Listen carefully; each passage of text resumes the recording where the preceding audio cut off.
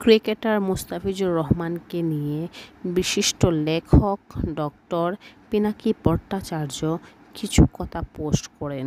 সেই কথাগুলো হলো, কয়েকদিন আগে বাংলাদেশের মুস্তাফিজকে ভারতের ইন্ডিয়ান প্রিমিয়ার লিগের টিম দিল্লি ক্যাপিটালস কিনেছে তাদের এই সিজনের শেষ কয়েকটি ম্যাচ খেলার জন্য। টিমটি খুশি মুস্তাফিজকে পেয়ে, কিন্তু ভারতের হিন্দুত্ববাদীরা মুস্তাফিজকে এই টিমে নেওয়ার প্রতিবাদে সোশ্যাল মিডিয়াতে চেঁচামেচি শুরু করেছে। চারদিকে বয়কট, দিল্লি ক্যাপিটালস আওয়াজ তুলেছে। কোনো আইপিএল টিমে নেওয়া যাবে না, এই দাবি তুলেছে তারা। এই ঘটনাটি শুধু একটা ক্রিকেট খেলোয়াড়কে নিয়ে নয়, এটা দক্ষিণ এশিয়ার হিন্দুত্ববাদের বেড়ে ওঠা, মুসলিম বিদ্বেষ এবং ভারতের ক্রমাগত ফ্যাসিস্ট হয়ে ওঠার একটা নিখুঁত উদাহরণ। প্রথমে তারা পাকিস্তানি খেলোয়াড়দের আইপিএল থেকে এক প্রকার নির্বাসনে পাঠিয়েছে। কোনো পাকিস্তানি খেলোয়াড়কে আইপিএলে খেলার অনুমতি নেই, যদিও পাকিস্তানি অনেক খেলোয়াড় বিশ্বমানের তারকা। ভারতের যুক্তি ছিল নিরাপত্তা ও কূটনৈতিক সমস্যা, কিন্তু আসলে এটা একটা সুস্পষ্ট মুসলিম বিদ্বেষমূলক অবস্থান। এবার এই এক প্রবণতা বাংলাদেশে পৌঁছেছে। গত বছর থেকে বাংলাদেশের ক্রিকেটারদেরও আইপিএলে নেওয়া কমেছে বা এক প্রকার বন্ধ হয়েছে। যেটুকু নিয়েছে তা অনেক রাজনৈতিক ঝাঁকুনির পর। শেখ হাসিনাকে বাংলাদেশের ক্ষমতা থেকে উৎখাত করার পর থেকে ভারতের ডানপন্থী হিন্দু গোষ্ঠীগুলি অসন্তুষ্ট।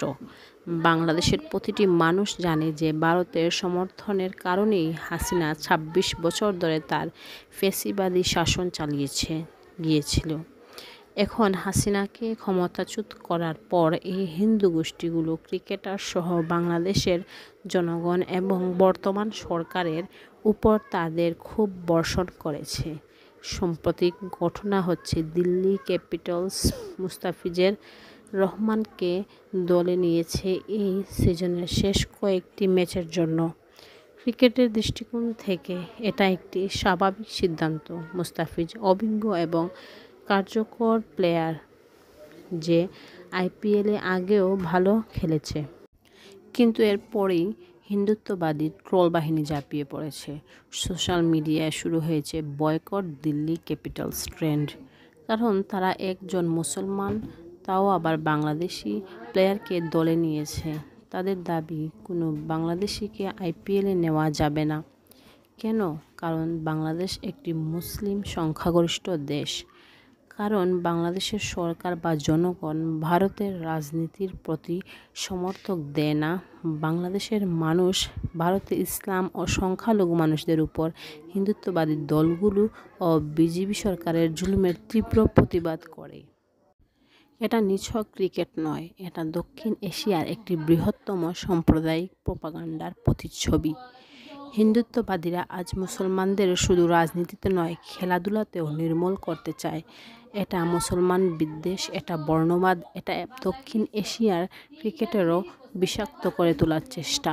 এটা শুধু মুস্তাফিজ বা বাংলাদেশকে নয়, এই অঞ্চলের সকল জাতিগোষ্ঠীর সমতার সম্ভাবনাকেই অপমান করছে। ক্রিকেটে যারা হিরো ছিল তাদের এখন ধর্মের নামে ভিলেন বানানো হচ্ছে। এটা হিন্দুত্ববাদীদের নতুন যুদ্ধক্ষেত্র।